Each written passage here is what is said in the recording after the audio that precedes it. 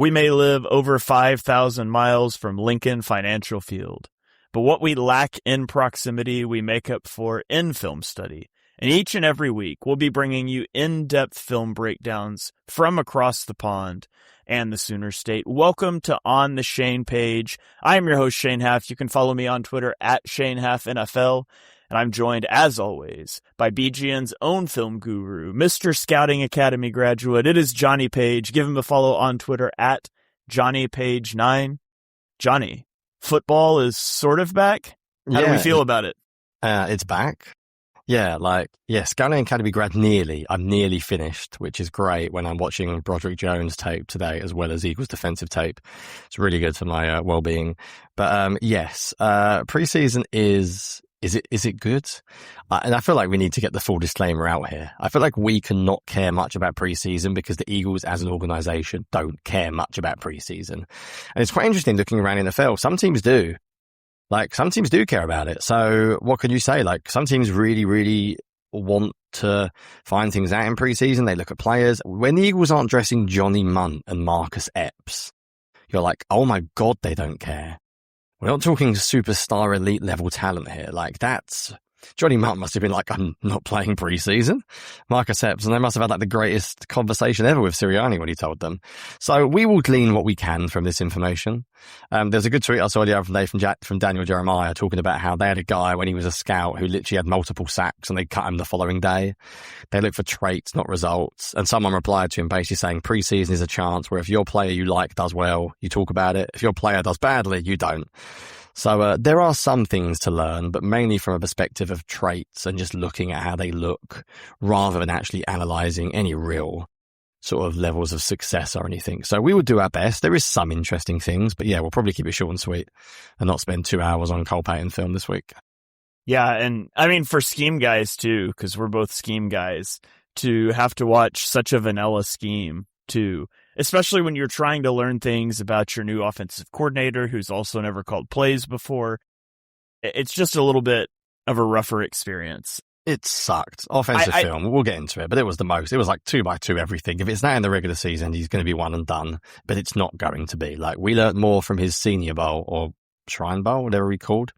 We learned more from that than we did from the preseason game on Saturday. But there you go. What can we say? We will cover it. There is some interesting things, but scheme talk we're not doing because there is no point.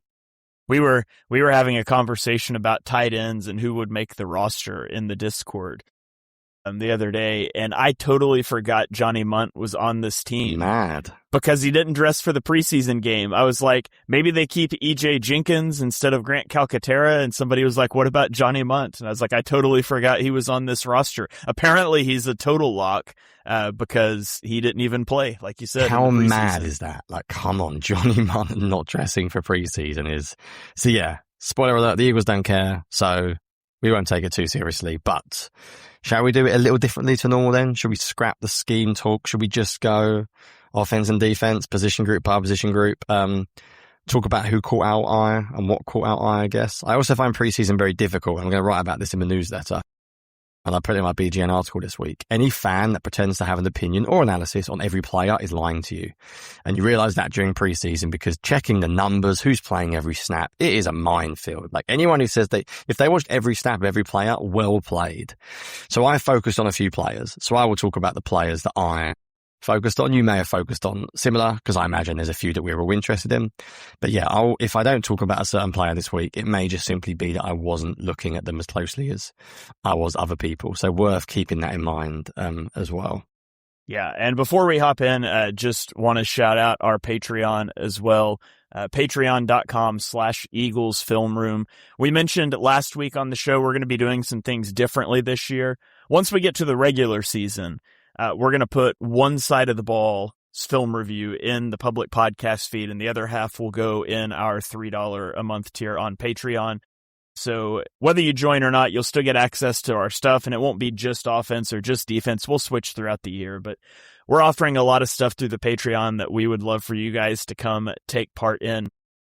We have a free tier, so all you have to do is come sign up. You don't even have to put in payment information. You're going to get a weekly newsletter from Jonny and ad-free versions of big-legged waistbenders, chalk talk, and on the Shane page. And then in the $3 a month tier, you get into our community Discord where we're chatting all the time, and we've started to pick up steam there. There's also some fun community things. I run a simulation football league in there. I think there's going to be a fantasy league this year. And some things like that. In our $5 a month tier, you're going to get weekly pass game, run game, and defense reviews. And then in the $7 a month tier, you're going to get some charting and some previews that Jonny's going to do. So there's a lot of content, a lot of different tiers, kind of depending on what you are interested in. And we do have a 50% off your first month code that runs for a couple more weeks. I forget what it was now. FE87C or something like that, but it's posted online. So, and actually, if you just go to the Patreon, it'll show you the code as well. So you don't even have to remember it. But come hang out with us there throughout the preseason, and we think you guys are going to like it. But through the preseason, these shows are going to be shorter, so we're going to put it all on the public feed just because there's not as much to talk about, and we want you guys to all have a chance to see. Obviously, the analysis in season will be better because we'll be breaking down actual scheme from actual starters, and a lot of the guys we watched play on last Saturday are not going to make a 53-man roster. But it just gives you an idea of what we're going to talk about. So with all that out of the way, Jonny, let's go ahead and jump in. And do you want to go offense or defense first? We have to go offense, don't we? It's the only way. There's nothing that stands out in particular importance. Yes, let's just get out of the way. And we said we're not going to talk scheme. I'm not even going to say, except for right now, Sean Mannion's name. I don't want to hear about it. Don't talk to me about him. It doesn't count. We don't care about preseason. He doesn't care. So I'm not going to talk about him at all. I'm going to talk purely about individuals. If you want to bring him up, you are more than welcome. I want to talk about him for just a second. So we'll talk about him very briefly then. You're going to say they had like 6 outside zone runs and a little bit of motion. And just real quick. Excited. I thought it was interesting, and I would have never thought about the fact that a guy that's never called plays before would alternate the sideline and the booth in preseason games to see what he liked better. I think that's something that never... Clever. Yeah, that's something that never occurred to me. And so I thought that was kind of an interesting nugget that somebody dumped. But yeah, I mean, other than that, I liked seeing under center. I like seeing some motion with a purpose, some outside zone. But as far as how he's going to sequence plays and things, you have no idea based off of that game. So shall we just go, I think the best way of doing it, shall we just go position group by position group? We don't normally do this on the show, but it's preseason. So I'll get some very quick takes out the way. I feel like the Eagles may have just ruined Tanner McKee's trade value over the past year, which is a shame. I've always been, and McKee's interesting. It's funny how an NFL works. I was like a huge McKee fan post-draft. I said he should be the Eagles QB2. I even wrote my favorite quote in that article was 10 years ago, he'd be a first-round pick. But then also I was like, but he can't create plays. Like, he's not a starting quarterback in the league. Those statues don't exist really anymore. And then he has a few good games and everyone's like, oh my goodness. Sports talks like he's the next best thing. And now all of a sudden he's like coming in behind Andy Dalton. Apparently he's been relatively similar to him all preseason. So McKee wasn't great. There was an example, that I tweeted out. We'll look at some clip, but you don't need to show this one, but of him where the Ravens sent pressure. And I do think it's worth noting that Jesse Minter ran a far more interesting scheme than the Eagles did in preseason. And the Eagles were not prepared for some of the second level pressures, but, McKee should have got the ball out and he was just late. And that was a shame. And Dalton had a few poor snaps as well, where he looked very interested in getting the ball out as quick as humanly possible and not taking any hits. And then Cole Payton did what Cole Payton does, didn't he? Clock's very slow. There was one throw he had that was just like ridiculously aggressive that should have been picked. But some really nice mobility. The touchdown throw is actually really, really nice. I don't think people realised how good it was until they've seen the All-22 of it. Because from TV, it looked like he just sort of ran out and threw it. But the All-22, you can see how difficult the throw is. So he makes preseason fun. So yeah, overall, nothing really to talk about at QB, except I guess the talking point is like, what's going to happen with McKee? Have the Eagles ruined his value? But it was one game. And as I said, 9 or 10 throws or whatever. So I'm not hitting the panic button yet. What I thought was really interesting is the first pass play they called with Cole Payton on the field. This is a guy that all we've heard about is how aggressive he is. And I had a good joke about this, but just watch this turn down. Like, yeah, you have Quez Watkins wide open over the middle of the field. Man. and he doesn't throw to him. And of course, you could make the argument, it's a funny picture in my head that Cole Payton, an FCS day 3 rookie quarterback, in the fourth quarter of a preseason game, sees Quez Watkins, an NFL vet, running wide open over the middle of the field, and he's just like, nah, I'm good. I say mental processing up. Stock up Cole Payton's decision-making. I do want to show one really good play of his. This was his best rep, and it wasn't the touchdown. And I think you tweeted about this play too. But this is just sort of your basic go routes on the boundary, hitches from the slot receiver / tight end, makes everybody scream about last year's offense. But it's the preseason. But what I love is the way that he uses his eyes to move the linebacker out to the boundary, and then he throws behind him. And so you can really see it from the back view. Just watch his eyes and watch number 47 off to the right of the screen here. And the way he sets to this outside this outside receiver and moves him out wide and then puts it on EJ Jenkins before he's breaking. That was one of the big things because like a play or two earlier, he was late on the throw, and he's releasing this ball with Jenkins at the 40-yard line before Jenkins he's even turned around. So I thought that was a really good play from Cole Payton. But yeah, that's about all I had on the quarterbacks. Yeah, I don't really care. Dalton's that one. We know who he is. McKee's the interesting one. He just didn't play well. There was a couple of throws he had that he missed. And I'll tell you what, seeing as I've referenced it, Shane, shall I let's show the play that I'm on about with the blitz, because it's actually quite a nice one to talk about what they did on defense as well. You can tell it's preseason for me as well, because I should have had my thread up. Are you talking about the McKee sack? Yes, the McKee sack. Yeah, I showed that while you were talking. Did you? I did. I totally missed that. I'm going to need you to keep up, Jonny. I'm reading my Google Drive, and long story short, because I haven't got an extension lead, I haven't got my second screen up, so I was flicking between. Yeah, that's actually where Eli Stowers is good as well. I think we've spoken about him being a former quarterback, getting his head around. For a guy like McKee, that ball has to come out. You see the guy blitzing. Whenever you see a second level defender blitzing, if it's a cornerback or a slot, if you're Jalen Hurts, you can pump fake and make him miss and then explosive play. But if you're Tanner McKee, the ball has to come out. I have no idea why he doesn't throw that. I'm not sure if he sees him. He should. He should. I think he's trying to throw the out route to the top of the screen here, because if you look where his feet are set, he's not set to throw this ball. I think he's missed this guy blitzing. Yeah, you're right. You can see his feet. Yeah, you're right. It's actually in some ways better than my idea that he just missed him. You can really see it from the back view too, just kind of how he's lined up. And I feel like he just never saw him. It's he's looking at the safety. And so I don't think it's a little bit sluggish, isn't it? Though it's a little bit, it's a little bit sluggish. He needs to see that early. It's not good, but I did wonder if I don't think he just didn't see it, and so he wasn't reading that we're hot here. Right, I will be honest. Running backs and receivers, I got nothing. Nothing. Will Shipley looks like Will Shipley. Tank Bigsby had a nice pass protection rep. Barkley didn't play, obviously. I feel like they're clearly 1, 2, 3. There was nothing that stood out. And then receiver, so few of them played. I would have liked to have seen more from Darius Cooper, considering how highly he's been spoken about. Yeah. But when you barely see, Wicks, obviously Lemon or Devontae Smith, it's a bit like, what am I watching? So I didn't care much or learn really anything about receiver. No. And running back. Did you?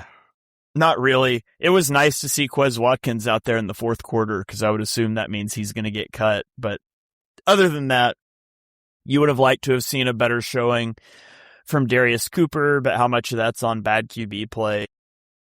You would have liked to have seen Hollywood Brown make a guy miss when they ran a play action flat route to him, and he just didn't have any juice after the catch. But really nothing. Barely played, did he, Hollywood Brown? So do we assume that he's making the team despite reports because of the money they've given him? Probably. 7 snaps, I think. Compared to Darius Cooper playing 29, which, by the way, was 66% of the game because they didn't have the ball on offense. So it was a great offensive film. I loved it. I was like, brilliant. But yeah, running back, I didn't learn a single thing. I'm just being honest with people. And wide receiver, again, nothing really stood out at all. Tight end is a more interesting discussion. So, weird tight end discussion this week, Shane. Very odd. The Eagles obviously didn't play Munt and Goddard, and Eli Stowers and Grant Calcaterra started, and they weren't great. Surprise, surprise. Where do you come down on the blocking? So, I don't know what's happened, but some people have got very defensive about Eli Stowers, considering I quite liked the pick at the time, remember? I mean, I didn't like it, but I tried to play devil's advocate a little bit online because everyone hated it so much. I made some like pretty fair comments, I thought, in my article saying like, listen, they're not going to run this kind of stuff in the season. We're not going to ask Eli Stowers to block. And people were like killing me. Well, when I say people, like one or two, and to be fair, all of Bleeding Green has defended me in the comment section. But there was someone that commented like, how can you say this? Like, it's clickbait. Like, your comment was ridiculous. He was not there teaching him for the long term. I'm like, well. Like, you saying he blocked well? Like, and there are some people who seem to think he blocked really well. I saw someone tweeting like he did what everyone said he couldn't do. So, am I taking crazy pills, or was Eli Stowers disappointing as a blocker to you as well? I wouldn't classify him as disappointing because he did basically exactly what I expected him to do, which is be a bad blocker. Yeah, do you have a couple of clips of the tight end blocking? If not, I have one, a play 1 and play 4 on my thread. Yeah, so I mean, you can start at the beginning of the game here. Eli Stowers, number 87 on the right. You've got Grant Calcaterra with the hand Everyone's in the dirt, favorite. 81. Stowers gets called for the hold. You could also call Calcaterra for a hold here. And also, Darius Cooper just doesn't make contact with anybody. Yeah, So not ideal, is it? I'll be honest, gonna not be a hard. great start. Yeah, going to be hard to run outside zone when both of your tight ends hold and your wide receiver just misses a cornerback that also fell down. So that was a maybe bad the expectations are so low. People are like, Eli Stowers didn't actually hold him. Like, it was harsh. I was like, well, he did like hold, and it wasn't great. But anyway, this is the one. Yeah, this the alleged is the one. kick-out block where he just I saw someone up. comment saying like, we saw willingness to block. I'm like, well, that's just willingness to run. There's no willingness to block there. Like, I don't care about tight end technique. Like, I'm doing a lot on offensive line technique at the moment. When I look at tight ends, I really don't care. Just want effort and play strength, basically. You very rarely have to sustain blocks at a tight end. Just get in the way. And Stowers on the rep you just showed, Shane, if you go back to it really quickly, the most obvious thing is the pause before. I think he's just almost protecting himself. He's not used to it. He's a lighter guy and he doesn't want. I don't want to say it's effort because effort almost seems mean. I'm almost defending him, saying like it's not his game. So don't expect it to be his game. And I'd be stunned if the Eagles are using him like that in the regular season. Yeah, here's another one just left of screen here. Look at the difference between EJ Jenkins and Eli Stowers and how they block. And Jenkins is handling an edge and Stowers is moving to a linebacker here.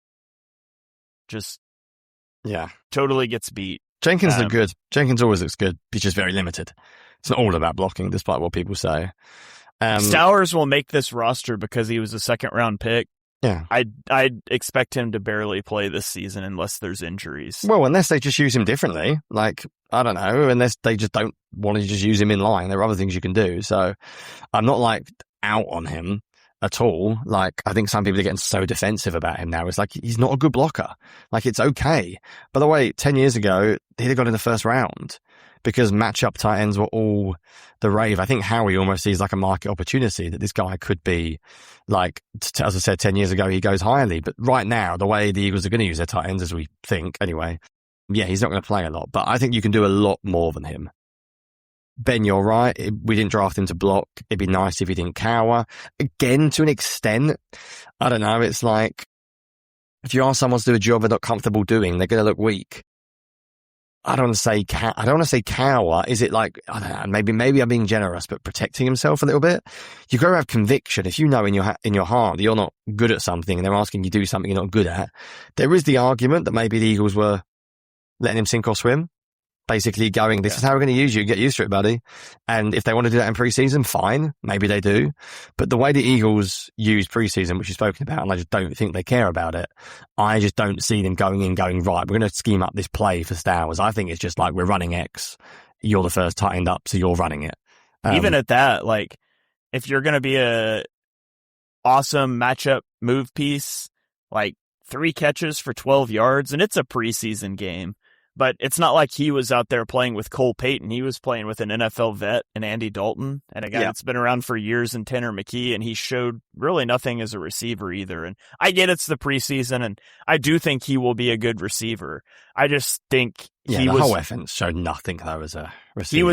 He was not a 2026 pick. He was a pick for 2027 and beyond. I just don't think you're going to see him much this year. Yeah, before we do the most important offensive position, I think on the day, a couple of quick comments. Kajela commenting, missed the show live. Nice to see the show back, which is awesome. Always good to be live. And Yako, no. To answer the question about do we think we see Lemon in the preseason game? Maybe. Absolutely not. But the way the Eagles handle preseason, I really don't think they care. That's my honest opinion. By watching them for a number of years now, and as I said, we mentioned at the start, but when we saw who wasn't active, I don't think they'll play him. I think they'll just wait till week 1. I feel like offensive line. Oh, yeah, Adam talking about AJ Brown. Should we just save a little section at the end for the joint practices really quickly? We'll save that at the end of the show, as we're 20 minutes into a show, we said would be 30 let's just minutes. talk offensive line really quickly then. I watched 4 players really closely. Seeing as I'm studying the position at the moment, the Scouting Academy, it's almost like homework. So do you want me to give you some very quick run through?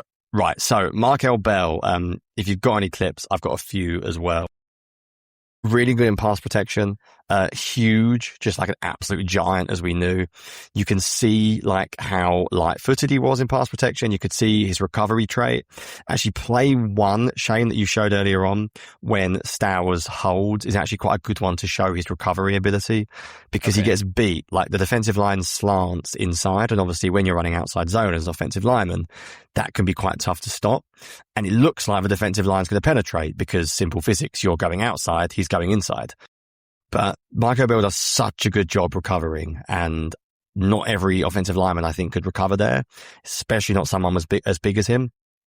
Seeing as I feel like at the moment, everyone's like Michael Bell is going to be Lane Johnson and Jason Peters combined into one, based on this week's highlights, it is worth pointing out one of the negatives that I had with him. There was a play that you've also shown already, Shane, play 4, when Stowers doesn't block very well at all. Sorry, this guy's getting ruined on this show. Stowers is catching but a lot watch of how high Markel Bell is here. And this is just simply what happens when you're as tall as he is. He ends up blocking like the guy's shoulder, and you can see he doesn't get a lot of movement. So he spoke about this in his interview with Brandon Fawn, saying like he wants to aim for the hips, but he just can't. So there is going to be, if he does play this year as a swing tackle, I think in run defense, there'll be a couple of issues with his leverage. Willie Lampkin wasn't just fun. He was genuinely good. So he runs around like an absolute nutcase. I wrote in my BGN article, he plays like he takes something before every snap, and then wondered if I get in trouble, so deleted it and wrote he plays like his life depends on every snap. Wasn't sure if he plays like he takes every snap was too on PC, but he just wants to hit everyone and everything. And do you know what? He played well. Movement in the screen game, good. Movement in spacing, good. For outside zone, looked good at guard, looked good at center. Honestly, looked fine. I thought he was better than Drew Kendall. So I watched Kendall and him next to each other, and Kendall had a couple of reps where he got pushed back into the QB. I don't think Lampkin might overtake him in the depth chart, honestly. I wouldn't be shocked if by a week 2 or 3, as early as that, Willie Lampkin is already ahead of him. I'll go very quickly on the others. I like Cameron Williams still.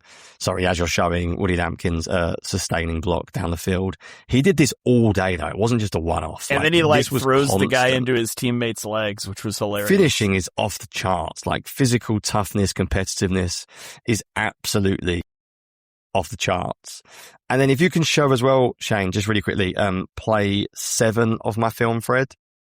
I liked Cameron Williams. I know I'm biased because we're all biased. We're all human beings. I liked Cameron Williams coming out, and I still think there's something there. I just really liked comparing him to Miles Hinton in this game, and Cameron Williams looked really good footwork-wise. This is a terrible throw by Cole Payne, by the way. That was one we spoke about. But Cameron Williams looked good. You can really see the length when you watch him. He's 73, right? Yes, he's the right tackle here. You can really see the length. You can see he's pretty smooth. He looked good. And if you compare that to the left tackle, there was one rep that was really good at comparing the two of them, but I don't even know if I tweeted it. But there was one, I don't think I did. There was a rep that I spoke about anyway, where you could see Cameron Williams compared to Miles Hinton. I do have it, Shane. Sorry, but I'm going to shut up about offensive line. Play 8. This is a really nice clip because you can see both of them next to each other, as in left tackle and right tackle, because it's behind the end zone angle. And watch Cameron Williams first of all. If you play it twice, you can see like the length. You can see how fluid he is, like really easy. Then you compare him just watching Miles Hinton straight after. You can see his hands and feet are so uncoordinated in comparison. Yeah, he's like lunging. Easy way of looking is just pause it there. Look at the difference in body position. So again, don't overreact to one game, one rep, but you can learn a little bit. And I thought Cameron Williams looked good. Like, I had a third round grade on him last year. I think at this point, I might spend less time on Hinton, and I might say Markel Bell and Cameron Williams. Can we develop you two? And best man win in the future. And if they can somehow get one of them to replace Lane Johnson, like somehow, that would be the biggest win of all time. And if not, they might get 2 swing tackles that could be the 6th offensive line for a while. So, I thought Cameron Williams looked good. And it wasn't, again, it's about traits. It wasn't just about success. I think footwork looked good, hand placement looked good. You could see the long arms. And when you compared him to Miles Hinton, I know that's only one snap, but that wasn't the only time. You could see one clearly ahead of the other. I'm done on offense. I wanted to talk more on offense this game because I watched the offensive line closely. Anyone that you looked at or any thoughts about the guys I mentioned? Anything I missed? I thought that Markel Bell looked good. He was the guy that I'm mostly focused on as I was watching it because, I mean, he's the new guy. He's the shiny object. And so I thought he looked good. I thought he looked like he belonged. And, I mean, that's one of the most important things. I do have a harder time keeping track of offensive linemen in the preseason because they shuffle around so much and I don't have all the numbers down yet. And on a lot of the stuff as I watched, I was specifically looking to make like my past game review. So I didn't focus in as much on the offensive line, but I was trying to watch Bell a lot live and I really liked what I saw from him. Yeah, sorry, I was looking at the comments saying someone criticizing us, saying, what did we say? What did we say? Someone tell us, what did I say that was outrageous? Well, you said a lot of outrageous things, to be honest. That's but standard, to be fair. Not on this show. Just I said, in general. Right. I also thought Micah Morris looked okay, by the way. I watched him a little bit. I almost saw this as like a homework game. I've watched the offensive line more than any other position by a mile because as I'm studying at the moment, it was like, right, I've been studying players like Tyler Steed and Broderick Jones. Just have a look at how these compare. Oh, someone's saying Lampkin is like Jason Kelsey. Phew, I thought that was me. I mean, yes, he's small and could be good, but got a long way. I think there might be a sarcastic comment in there as well. Yeah, they were talking about somebody else, not us. That's fine. Not Jason Kelsey yet. Quite a long way to go. We did have a comment here. Let's answer this one and go to the defense. But Daniel asked, what would you have to see to make you panic about Sean Mannion before October? The amount of 2x2 sets and play calls we saw in this preseason game, because everything was 2x2 and I was very bored. There wasn't a lot of full field reads. So, if the scheme looks the same as it does, I'll be very nervous. If Hank is one of his scripted plays on the opening drive in week 1, I'm fully out. That's all I need to see. They're fully out. I remember that when they run Hank like play 1. Yeah. Changes, burns the tape. I thought he had the greatest opportunity to troll in the preseason and just come out and run all curls the first 3 plays. All the time. I'd have run all curls every play just to mess with everyone. The Eagles don't care, so why should he? Right. We've already been too long, but the offensive line, in my opinion, was the biggest thing. I reckon we can fly through the defense pretty quickly because, to be honest with you, I find defense even more boring than offense this week simply because, one, they were on the field forever. And yeah, two, you watch the 53 offensive plays and then you click over to defense. 96 and or something. They were on the field for 197 plays. Oh my God, it was the worst. But I feel like we know what Fangio does. We know a lot about these guys already, don't we? So nothing revolutionary to learn. Offensive line, do you want to start there? Anyone stand out? Anything jump out to you? Ty Robinson had a nice sack. He did. I did think he got moved in the run game some, but he had a nice sack, and that's more than you saw from him last year. So I think there's reason to hope that maybe Ty Robinson can be something for them this year. If you want the optimistic view, say that. If you want the pessimistic view, watch how bad the guard's technique was on the sack, and it's quite funny. Give him credit, but it's quite funny. I think it was Emory Jones, their bust from last year as well, just not good. Yeah. And then I thought both of the edges that they started out with, Arnold Ebiketie, I never know how to say his last name. Arnold, we'll call him. I thought he looked solid. AJ Epinesa looked solid. He looked good. Coverage bust. Well, it wasn't really a bust. It was a double move. But, yeah. And they dropped those guys into coverage a lot, I felt A like. lot. And so that was interesting to me, which obviously, I mean, you're pretty comfortable dropping Jalix Hunt into coverage when you get to the regular season. I was surprised to see those guys drop so much, but I guess it makes sense when you think about it to see who can do what. But I thought both of the edges looked good, and it gives me a lot of hope for the edge depth, which is good because Jonathan Grenard, Fangio kind of alluded to the fact he might start the year on the PUP list, so they might need some of that edge depth. But I walked away feeling really good about the Eagles' edge depth and feeling like a couple of the D tackles showed they were playable. Not that you want them to play a lot, but we know the Eagles are already pretty deep at defensive tackle, and so I liked a little bit of what I saw from Ty Robinson as well. Yeah, Ty Robinson looks okay. I didn't love a lot of the depth in terms of the run stuff, but they were fine. I thought Gabe Hall got moved quite a lot. I thought Byron Young was Byron Young, sadly. But they looked okay, didn't they? There was nothing sort of major. I feel like the Eagles are going to go into this season hoping that they're going to play the top three a lot. I do need to see a bit more Ty Robinson before I'm fully in. Linebacker was extremely fun because of a certain Jeremiah Trotter, who all he does is play very, very, very, very good football. So that's cool. I don't know why no one's trading for him. If I was a team with no linebackers, I'd be bugging Harry Roseman all the time, because he just looks very, very good. Trotter. Campbell looked all right in minimal snaps. You can see the athletic difference between the two of them, can't you? Which stands out? There's poor Trotter. He just isn't as athletic as Campbell, and he never will be, and that's life. But he had a couple of really nice reps where he got downhill very quickly, which I'm sure you're going to show the one where Campbell just beats him to the spot. Yeah, this is a good play for Campbell, who also points it out pre-snap as well. Yeah.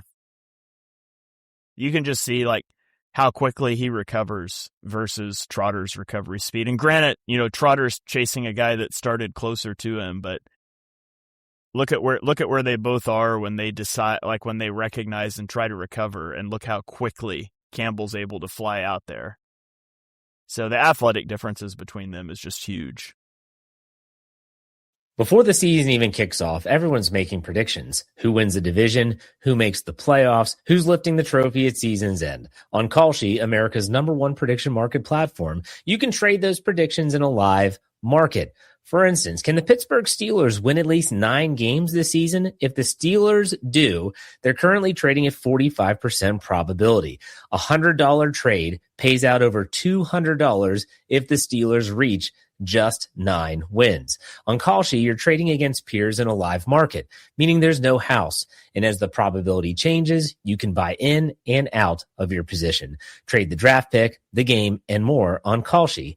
Download the Kalshi app and use code FFSN to get up to $500 in bonus credits when you trade $25. KALSHI. Kalshi. Trade on anything. Late night bites with friends? Already hard to beat. That first too hot bite of fries you couldn't wait for, followed by ice cold Pepsi. Now that hits different. Suddenly, the energy kicks back in, the night goes longer, and the laughs don't stop. Because Pepsi brings out more flavor, more fun, and more of the moment. Food deserves Pepsi. Grab a Pepsi Zero Sugar today. Yeah, I didn't think Munden looked good. Is it Smael Munden? Smael Munden.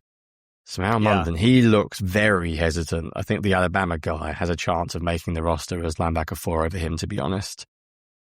I think probably the most interesting position was the secondary.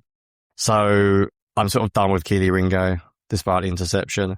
I thought Matt McWilliams looked rough early on, but then grew into the game a little bit. But he played a lot.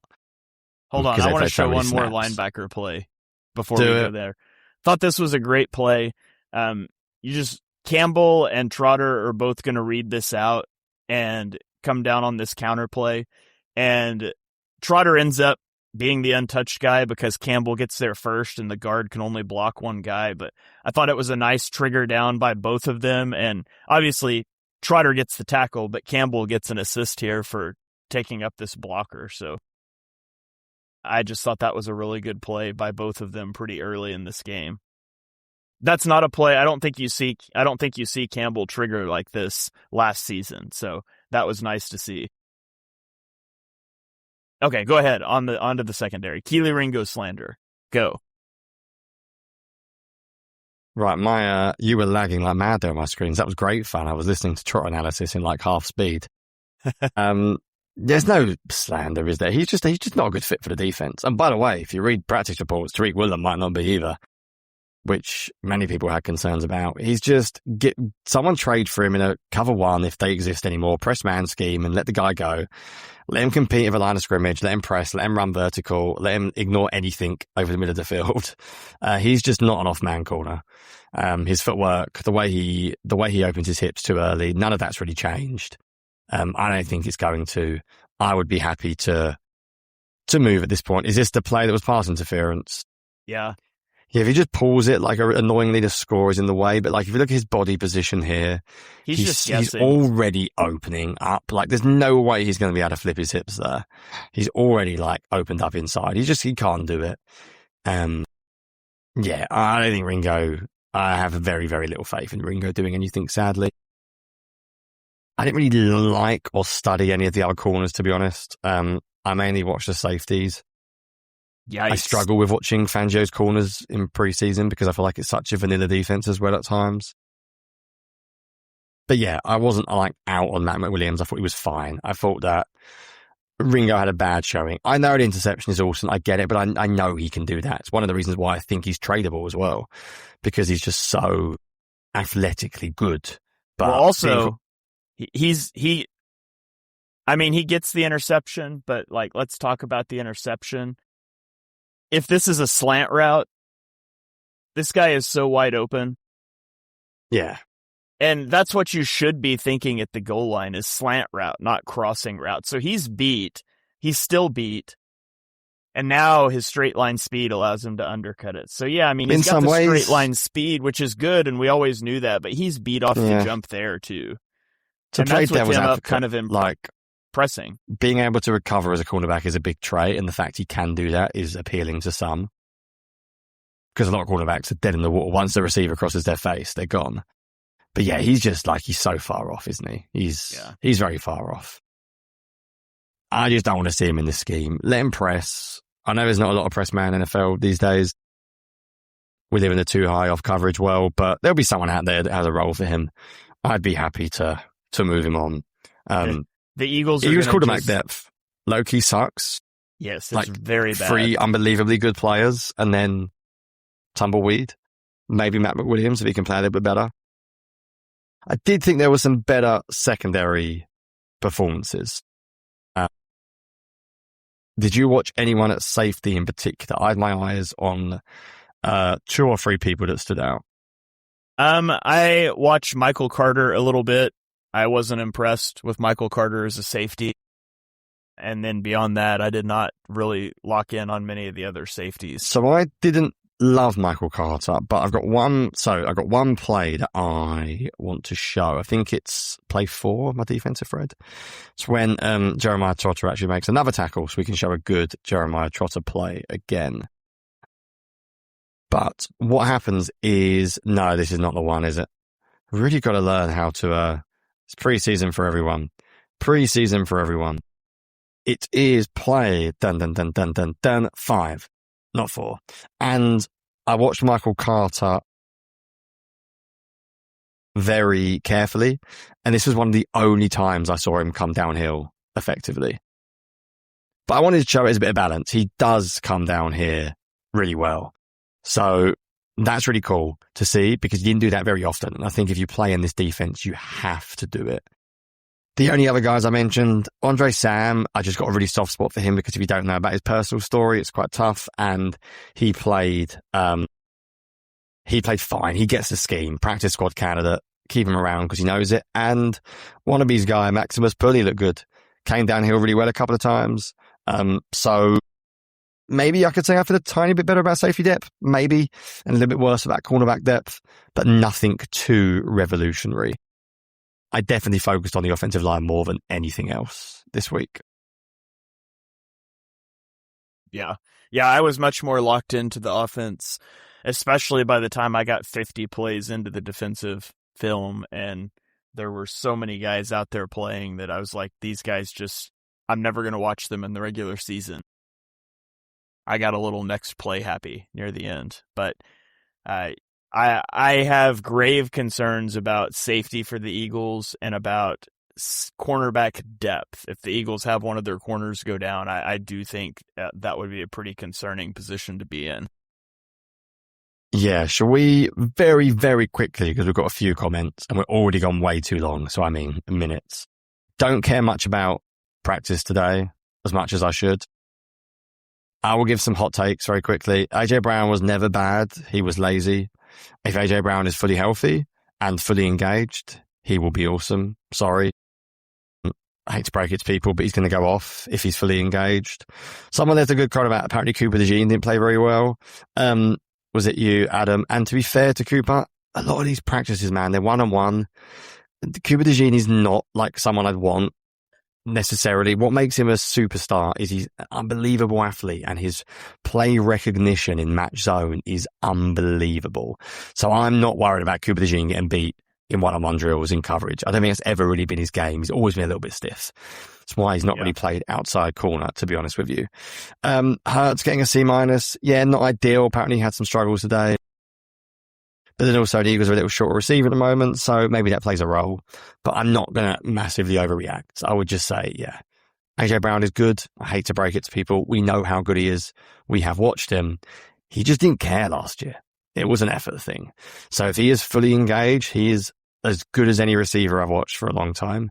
So sadly, he will have a lot of success this week, guys. He'll have a lot of success this season if he stays healthy, because if he's motivated, I think he'll be really good. But he wouldn't be motivated here. So the Eagles made the right decision.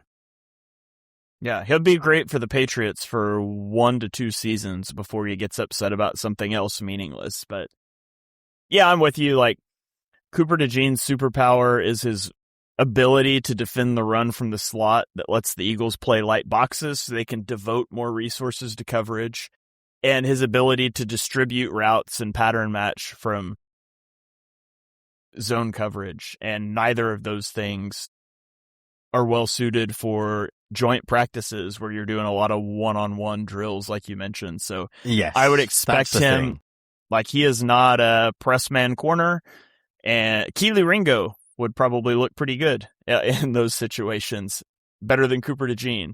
But I'm not really concerned about that. Like, I might have been a little if it was last year, but we've got 2 years of data now of Q and Cooper DeJean just being awesome at cornerback, and I don't see any reason to expect that to change. Yeah. DeJean's superpower is coming downhill and his play recognition in match zone. He doesn't need to win one-on-one. Right, shall we? Final comment from wannabe GM. Yes, I mentioned Matt getting a little bit better. I think he might have to be a serviceable backup cornerback, because I think he might be quarterback 4 by the time the season rolls around. So I think the Eagles could massively do with that. Yeah. So, all right. I think that's going to about do it for this one, our preseason week 1 film review show. Reminder, in season, these will be longer because we'll have more to talk about. We'll show more clips and all of those things. But Jonny, before we get out of here, do you have any final thoughts? No, this was a preseason podcast for a rubbish preseason game. So yeah, the normal one will be a lot different. I'm not talking too much about practice, but I'm going to talk about it in the newsletter on Friday. Some of the players that have been good, or some of the players that have stood out. So there you go. But except for that, I think we shall leave it there. All right. Well, that is going to do it for this episode of On the Shane Page. If you guys enjoy the show, head on over to our Patreon at patreon.com/Eagles Film Room. Join our free tier. That's going to get you ad-free versions of our podcasts, including this one that will be posted later today. And so you can check that out. Maybe I can clean up some of Jonny's lagginess from his McDonald's Wi-Fi that he's still working on over there. Hey, it'll be a better viewing experience for you. We do have a solution. So we hope. Next week, Jonny is going to try doing the podcast from the booth instead of the field, and we're going to see how that goes. So it'll be great. This is the Patreon chat here. If you're listening and not on Patreon, you're very confused. But if anyone's ever realized that, like, what laptop doesn't have an Ethernet adapter these days? All of them made in the last 8 years. Well, I was unaware. Let's just assume. So got the cable, got the booster, go to plug in 2 minutes before recording. I'm like, doesn't go there. So currently getting on Amazon and ordering the adapter, but it can't come in 2 minutes. Amazon's good. Amazon's very good. It's not coming in 2 minutes, sadly. So I would just say as well, I should have mentioned this final point. Great to be live again. We like recording stuff for Patreon. It's always good, but we probably won't do a lot of live sort of Q&As this year because the show is always going to be live. So if you want to ask questions, normally every week, every Wednesday around this time. So if you do want to ask any questions throughout the week and stuff, and you want to ask them live, the live show is always the best place to come and hang. So a lot more views this week, back into actual football. Let's just hope that, it's a lot more enjoyable when the season starts and preseason ends, because preseason film sucks. It does. Only 2 more weeks, Jonny. Two more weeks. Just bring it on. Yeah. All right. Well, that's going to do it for this episode of On the Shane Page. Thank you to everyone that joined us live in the chat. Thank you to those listening later on podcasting platforms. We very much appreciate you guys. If you could give us 5-star ratings and reviews, share the podcast out there with your friends, it would greatly help us out. Like I said, that's going to do it for this one, but we look forward to coming back next week to hang out with you guys. Maybe not so much the film part, but to hang out with you guys, and we'll suffer through another couple weeks of preseason film before we get to the good stuff. So with that being said, we will catch you guys next time.